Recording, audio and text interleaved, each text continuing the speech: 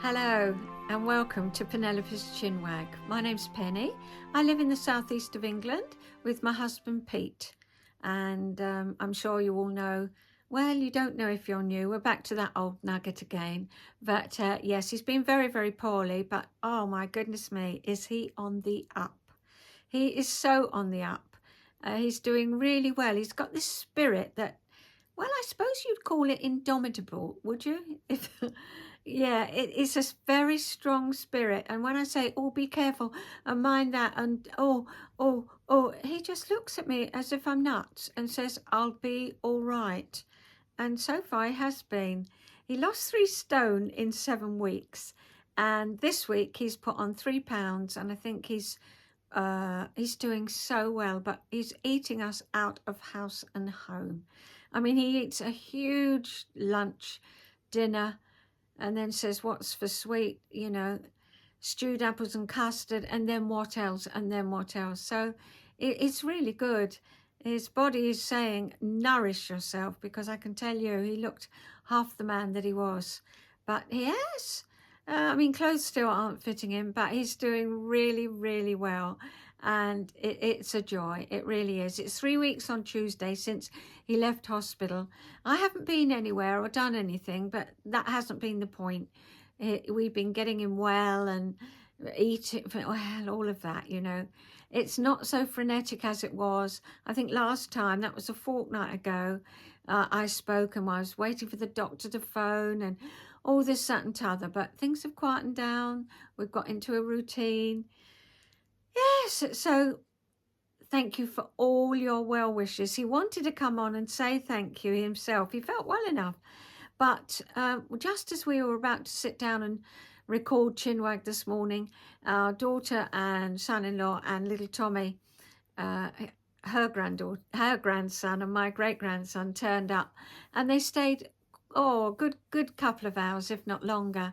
And we played games, and it was just a joy.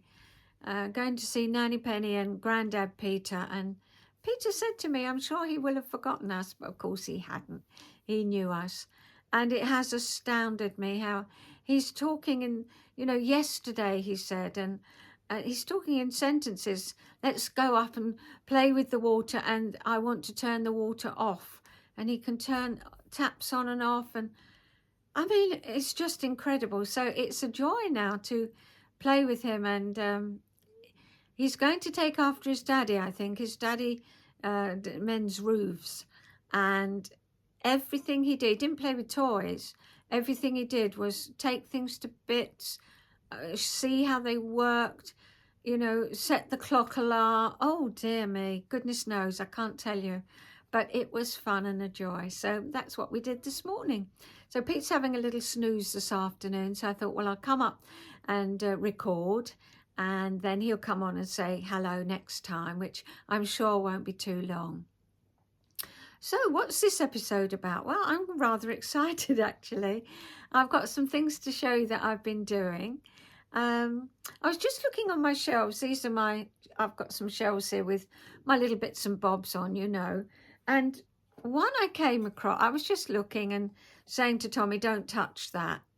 And it was Pete's dad's. And it's the most gorgeous tin. I think most of us like tins, don't we? Here it is. Baby's bottom. What a thing to have on a tin, I thought. And there's a little toddler playing with ball, showing his bottom or her bottom. I think it's a little boy. Who knows? But there we are. I don't think it would be allowed now, would it? So what is this baby's bottom? Can you read on there? New Bond Street, that's where Pete's dad worked. He worked in New Bond Street he was a court hairdresser, and he made all the beautiful preparations. And this is 178 New Bond Street, London. And at the top, it says here, nothing smoother than a baby's bottom, which has come off with the lid.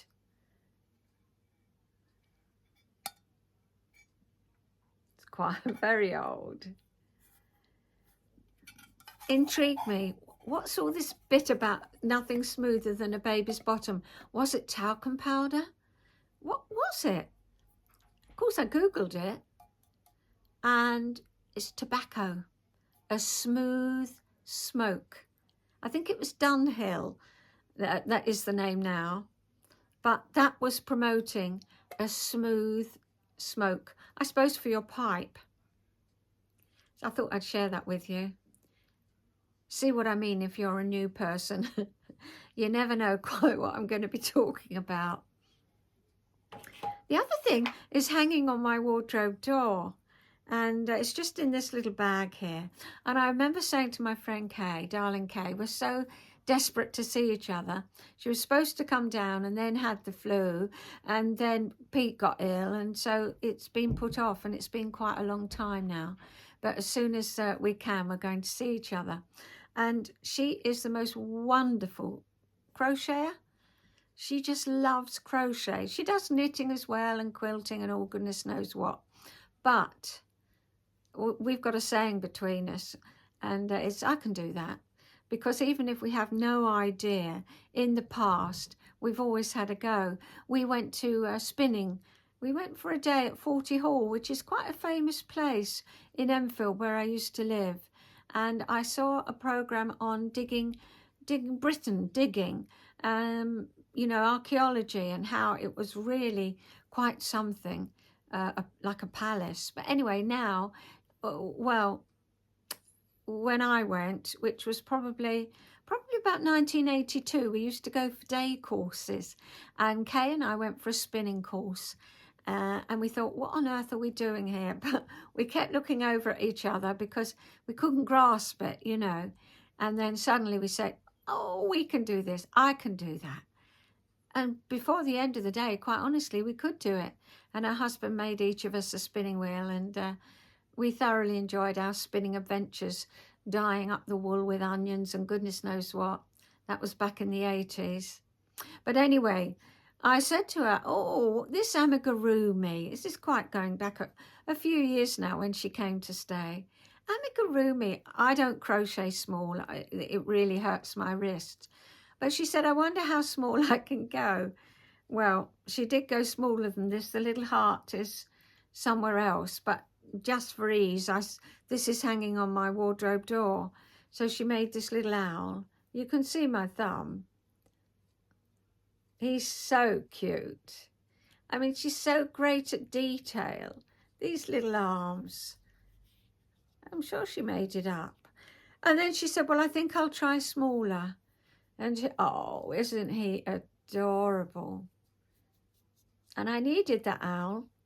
When Pete was in hospital, I think I mentioned I needed wisdom. What do I mention to the doctors? What don't I mention? What do I say? Hang on, this isn't working. We need to try something different. Because I can tell you I was very, very vocal and hands-on. But we had a good rapport with everybody in the end. But isn't he cute? And you can see how big he is. Look, that's half my thumb. He's not, well, he's smaller than half my thumb. Anyway, love to you, Kay. So that's that. What else have I got? Well, my last couple of episodes have been about this quilt as you go lark, hasn't it? I've really enjoyed it, as you know.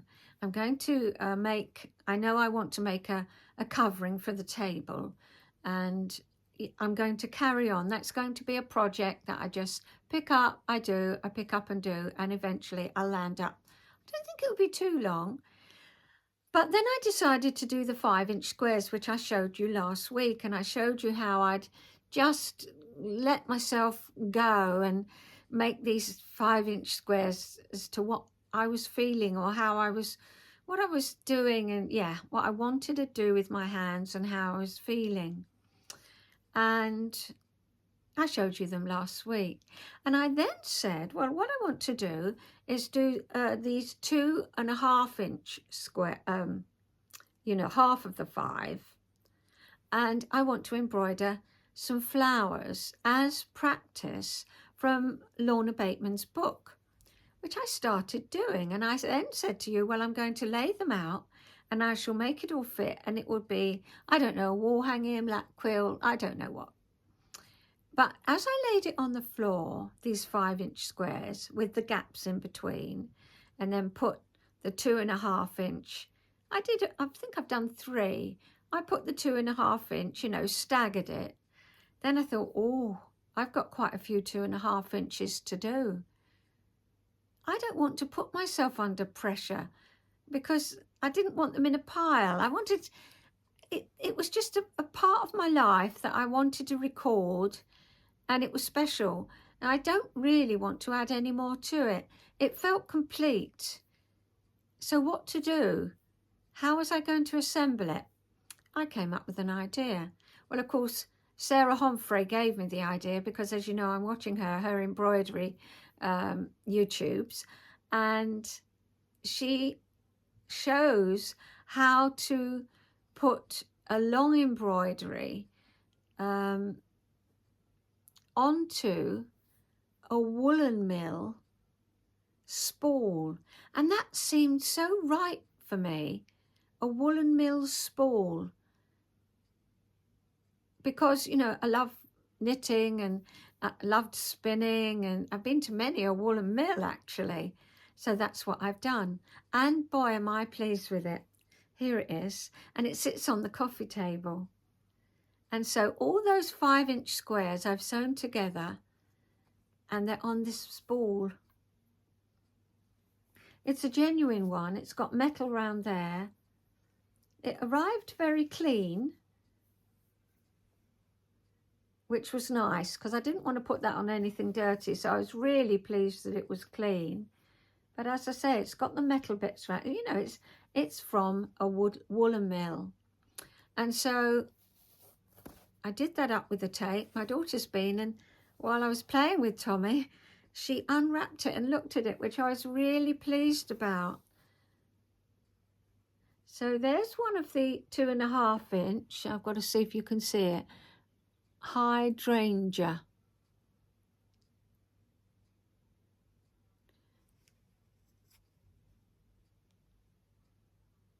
And so I showed you these last week. Let me unwrap it and then I'll show you. I'll start from the inside. I did quite a few, didn't I? So I've stuck that on there, not stuck, just little, look, these little, what do you call it? You know, I can't remember now while I'm filming. So I'm going to wind it up like that, and you'll see, because if you want to look at them, you can look at last week's, but here they all are. They go together so well. I love it. And of course I'm going to start another spool. Ah, there's one of my allium. So that's my practice. How nice to put practice things on a spool.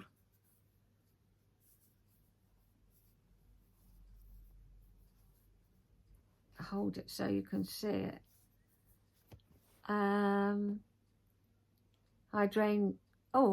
Agapanthus. That's right, agapanthus.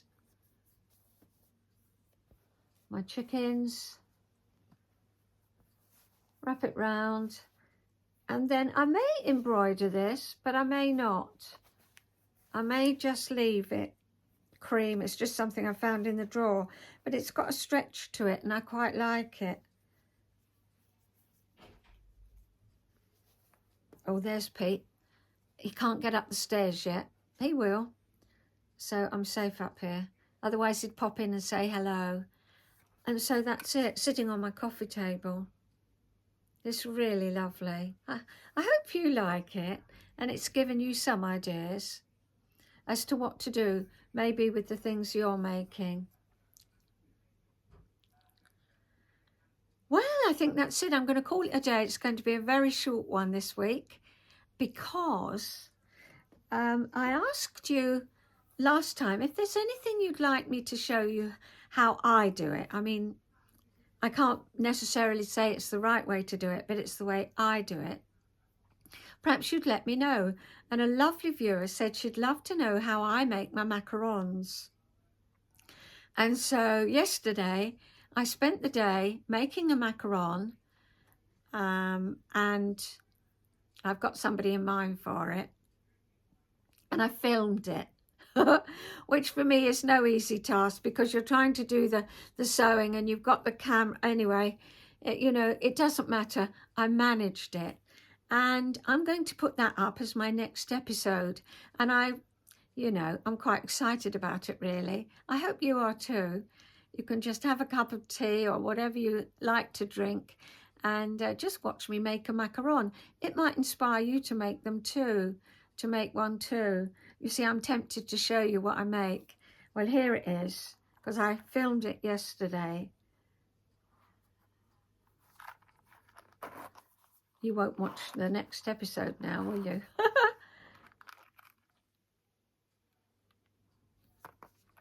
There's just a glimpse. So I hope you enjoy that. I'm going to put that up soon when I've written all the blurb, because it's very different from what I usually do. And then another viewer said, would I show her my embroidery, my embroidery silks, how I keep them, how I store them. Well, I mean, I've been using embroidery silks since probably the 60s and I've still got them. So it is, yes, I've got them and I'll show you. It's nice looking at what other people do, isn't it? It gives you ideas, but yeah. So that will be my video after next. Well, I'll include it, let's put it like that, in my next one, because that won't take me long, will it? So I think I'm going to call it a day. I haven't got really too much news because I haven't been out and about. Just that things are improving here and yeah, much better, much, much better. And I still can't get over all your good wishes, even people that have started viewing Penelope's Chinwag very, very recently. They've said, we wish your husband well, and it's been lovely. So I'm facing this way because the light's all wrong.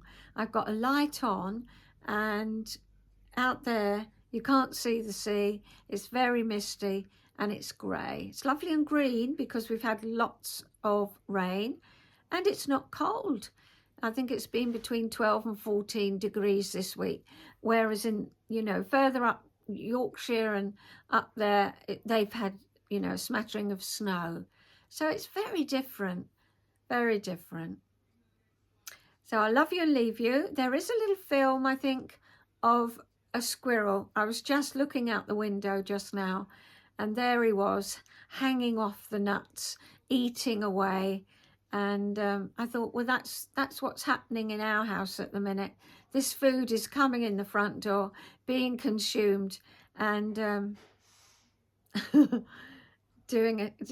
well, obviously doing that squirrel a power of good. I think a lot of them are pregnant now, but yeah, the food is doing Pete a lot of good too. I've got to watch it because otherwise, yes, I don't need it. I just need my usual quota, but we'll say no more. So I love you and leave you. I won't see you in my next one, but you'll hear me because I chat away and show you how to make the macaron, and I'll see you after that. Hopefully it won't be too long. Bye-bye.